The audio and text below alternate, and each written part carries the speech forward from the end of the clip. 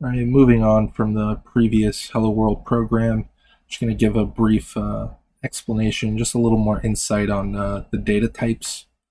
So when we have a statement like int number here, int here represents the type because C++ is a strongly typed language, so it's not possible for you to just type in number like this. It doesn't mean anything.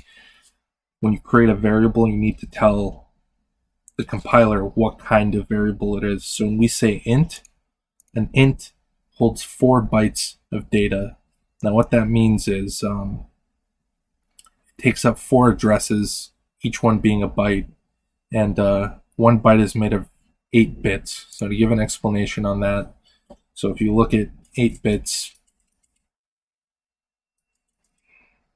something like this, starting from the rightmost bit, everything either has a positive or a negative charge, or on or off, as some people like to call it, and it all doubles in value, starting from the furthest right being worth 1. So this is worth 1, this is worth 2, this is worth 4, 8, 16, 32, 64, 128. And so now, for an example, this is worth 1 because this one, even though this one on the right might be worth 128, it's currently off.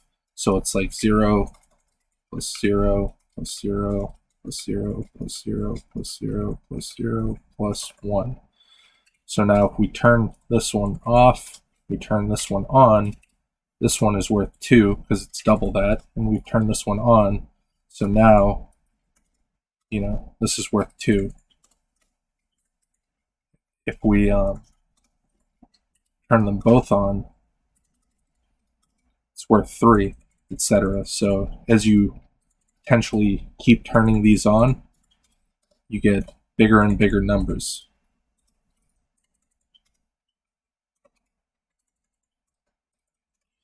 So if everything were on,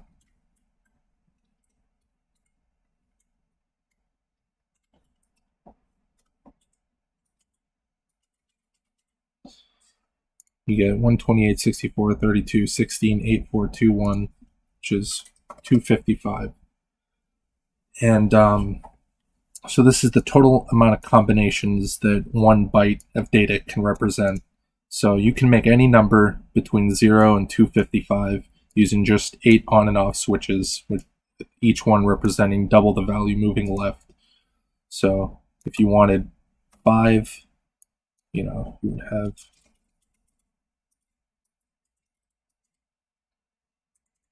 might be one too many here, sorry. So here we have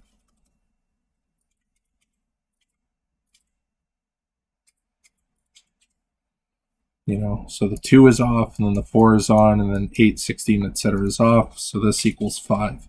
You can make every combination of numbers from 0 to 255 using 8 bits.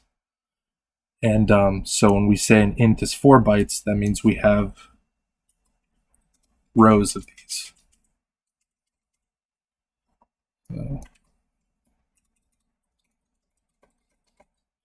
So this is what an int would be. So if you have all of these on, it goes 1, 2, 4, 8, 16, blah blah blah, etc. And this final one would be worth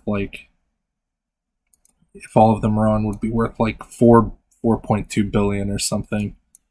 But with an int, you want to be able to produce both negative and positive numbers, so you actually need to reserve one of these bits to tell you if it's positive or negative, so you don't get that final doubling. So your max value with all of these on, it's like 2.147 billion, and then this switch right here represents if a number is positive or negative.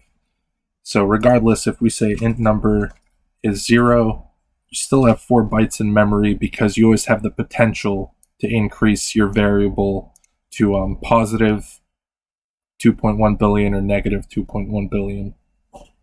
And this will be important and make more sense later when we get into arrays and pointers and stuff like that. So The other thing to think about here is that a computer ultimately looks at everything as a number. So if we have like a character, like a letter, some letter, we'll say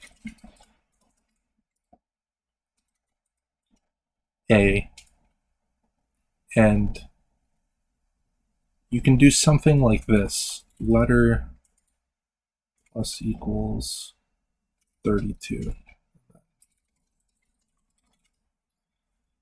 So this is a capital A, and now we're adding 32 to it, and we get a lowercase a.